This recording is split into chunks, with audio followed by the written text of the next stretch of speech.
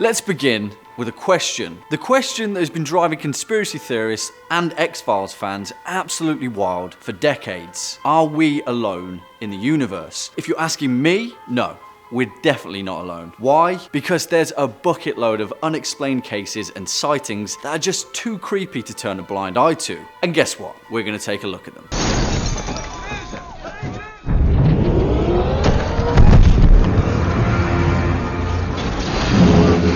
What's going on, guys? My name's Jack Finch, and today we're going to be taking a look at my favourite topic, top 10 alien sightings that will keep you up at night. Before we begin, make sure to hit that subscribe button and let us know whether you believe in aliens in the comment box down below. Kicking us off at number 10, we have the OHare International Airport. In November 2006, things started to get a little bit unexplainable for staff at Chicago's OHare International Airport. Just as Flight 466 was getting ready to take off for their scheduled flight between Chicago and North Carolina, a United Airlines employee on the tarmac noticed a strange object hovering above gate C-17. As they peered closer, they realized that the object was some sort of vessel, dark grey and metallic in appearance. From 4:15 p.m, during the 5 minutes that the craft was visible, a total of 12 United employees, as well as a few witnesses from outside the airport, witnessed the saucer-shaped object in flight. Shortly afterwards, witnesses claimed that the craft shot upward, breaking a hole in the clouds, enough so that the United flight staff could see the blue sky through it. The story was quickly picked up by the Chicago Tribune and later made international news. Strangely though, because the UFO wasn't picked up by the airport's radar, the airport officials refused to investigate, claiming that it was merely a weather phenomenon. Next up at number 9, we have the Stephenville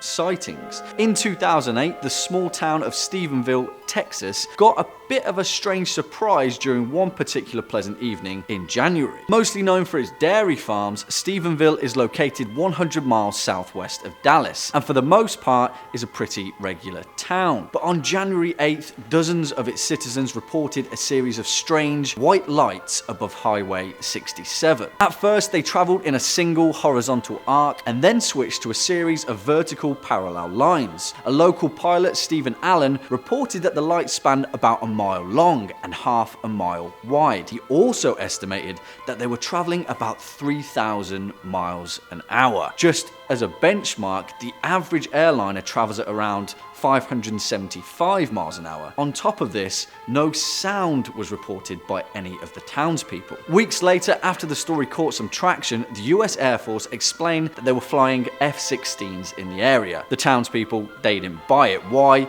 Because F-16s can't fly anywhere close to the speeds that the lights were sighted at. So, who knows? Bringing it in at number 8, we have the USS Nimitz encounter. For 2 weeks, the USS Princeton was on a routine assignment, tracking reported objects that would appear at 80,000 feet and then plummet to hover above the Pacific Ocean. What's that, they asked. By November 14th, 2014, the ship had noted an object that appeared 100 miles off the coast of San Diego. After another nearby naval vessel, the USS Nimitz, had dispatched 2 fighter jets to the location, what they first saw appeared to be churning, boiling water in an oval shape underneath the surface. Then, suddenly and out of nowhere, the pilots reported a white tic-tac-like object that appeared above the water. The strange vessel had no visible markings that would indicate an engine, wings, or even a window. The 2 pilots, Commander David Fravor and Lieutenant Commander Jim Slate, attempted to intercept the craft, but it quickly accelerated away and disappeared. Later, it reappeared on radar 60 miles away. The UFO moved at 3 times the speed of sound and twice the speed of the fighter jets. Scary stuff. Next up at number 7, we have the story of William Bocek. William Bocek was a dairy farmer,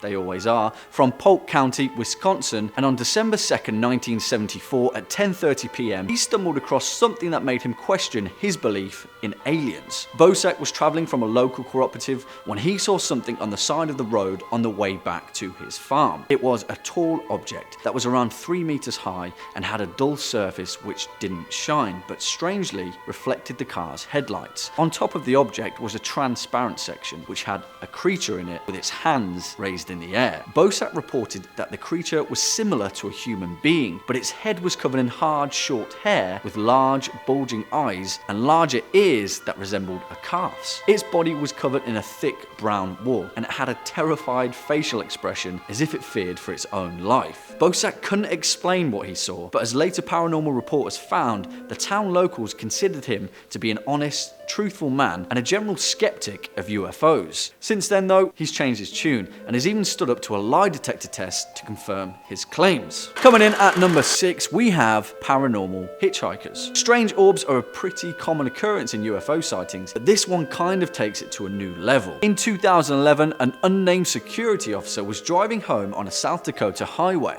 Suddenly, hundreds of opaque red lights began to appear around his vehicle and circled the moving car like a strange alien halo. The driver reported to police that he was still doing 60 miles an hour, but suddenly the car rapidly began to decelerate with absolutely no explanation. And then the lights, well, they just vanished. The driver later told police that as he was readjusting to what had happened, he noticed the lights re-emerge at the side of the road. It strangely began to assemble itself into some sort of glowing life form, and then without pause, it was on the bonnet of the car. He reported that it had long, translucent fingers that stretched through the roof of his car. The creature then ran its fingers down his back, which left a searing, burning pain. However, the officer also reported that he felt as if the creature was trying to communicate with him. As soon as the driver saw headlights in the distance, the creature reportedly dematerialized and disappeared, but the driver was left with some pretty terrifying memories. Jumping on in at number 5, we have the story of Gabriel. In Ethiopia, sometime in the 1960s,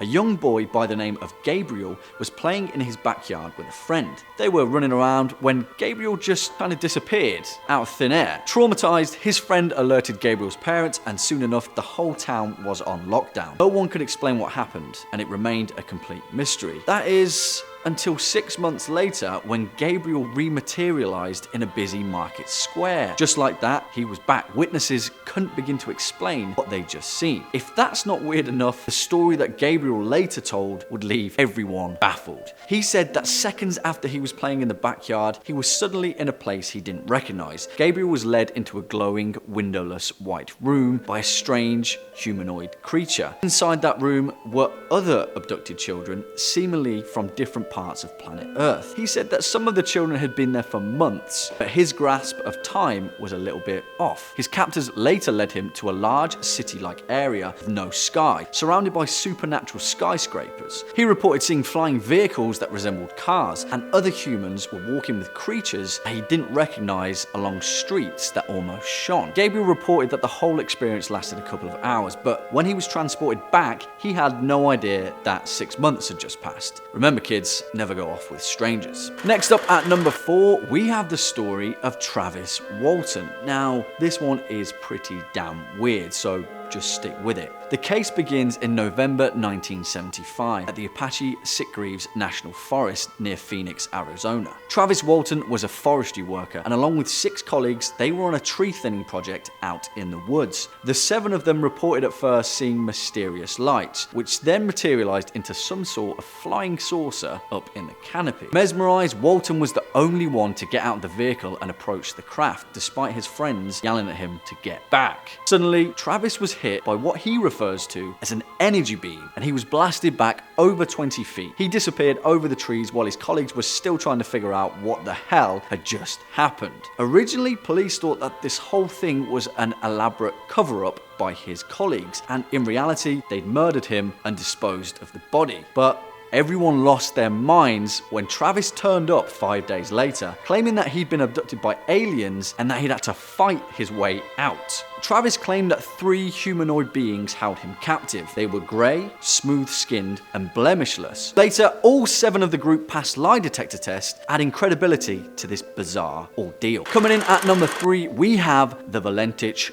disappearance. Now, this story is pretty compelling, and whatever the truth really is, some downright weird stuff went on here. At 7:12 p.m. on the 21st of October 1978, one of the most unexplainable UFO sightings in modern history occurred over the Bass Strait in Australia. Born on the 9th of June 1958 in Melbourne, Frederick Valenta was a 20-year-old shop assistant with a passion for aviation. During his 127-mile flight, Fred intended to fly out to King Island, but during his journey, he ran into something a little bit strange. Fred advised Melbourne Air Traffic Control that he was being accompanied by an aircraft that was about 300 meters above him. Air traffic replied that there was no known traffic at that level. He described the vessel as being long and having some unusual features, illuminated by 4 bright landing lights, and was acting in a very strange way. Visibility was good and winds were light, so Fred quickly ruled out the possibility of an optic illusion. The craft passed him regularly at high speeds before switching up direction and altitude. Frederick claimed that the aircraft was orbiting above him, and after 28 seconds of radio silence, he reported that the vessel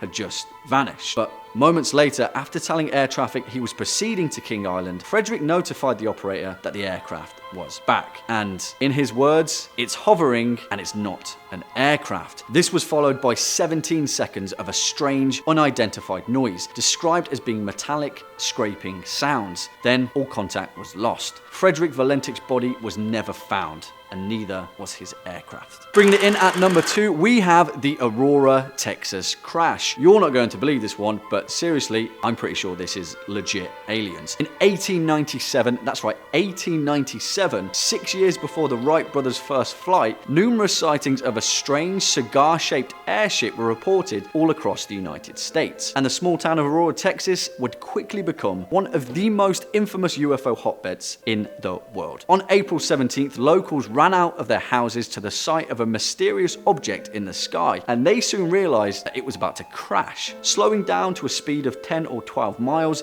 the aircraft gradually settled itself toward the ground, sailing directly over the busy public square and crashing into a windmill in the northern part of the town, which was owned by the town's lawmaker, Judge Proctor. The residents soon rushed over to the crash site, where they found strange burning machinery and the pilot who had not survived the crash. Locals reported that the pilot was not of this world, and in newspaper reports they referred to it as a Martian in 1897. There were also a stack of papers found on the body, written in an unknown form of hieroglyphics which couldn't be deciphered. Strangely enough, the townsfolk buried the pilot in the nearby Aurora cemetery. Yeah, let's stop there. The body is allegedly still somewhere in the local cemetery, buried in an unmarked grave. The cemetery even contains a historical commission marker that mentions the incident. There you have it. There's an alien buried somewhere in Aurora, Texas. And finally, at our number 1 top spot, we have the Roswell Incident. No alien list would be complete without the most infamous and near enough credible UFO landing in history. In July 1947, a strange airborne object crashed on a ranch in Roswell, New Mexico. The big kicker to this story, though, is how the US military reacted to the events that would later unfold. On July 8th, an Air Force public information officer named Walter Holt issued a press release stating that officials had recovered a flying disc from the Roswell crash site. Later that day, the Air Force changed their story, claiming that the flying disc was actually in fact a weather balloon. Seems a little bit fishy, right? The incident faded into obscurity for over 30 years, but in 1978, dozens of officials poured forward claiming that the whole Roswell incident was a complete cover-up, and that as many as 11 alleged crash sites had been part of a large-scale military operation to contain the truth. In 1989, a former mortician named Glenn Dennis put forward a detailed personal account where he claimed that he'd witnessed multiple alien autopsies carried out at the Roswell base. What this gave birth to was an astronomical rise in UFO popularity, with thousands of people pouring in across the globe with similar stories and experiences. What do you guys think? Have you ever experienced an unexplainable alien incident? Do you believe that we're not alone in the universe? As the old saying goes, the truth is out there. That's all we've got time for today, guys. I hope you've enjoyed this video as much as I had making it. Make sure to hit that subscribe button and leave a thumbs up. You've been watching Top 5 Scary Videos. I've been your host, Jack Finch, and until next time, take it easy.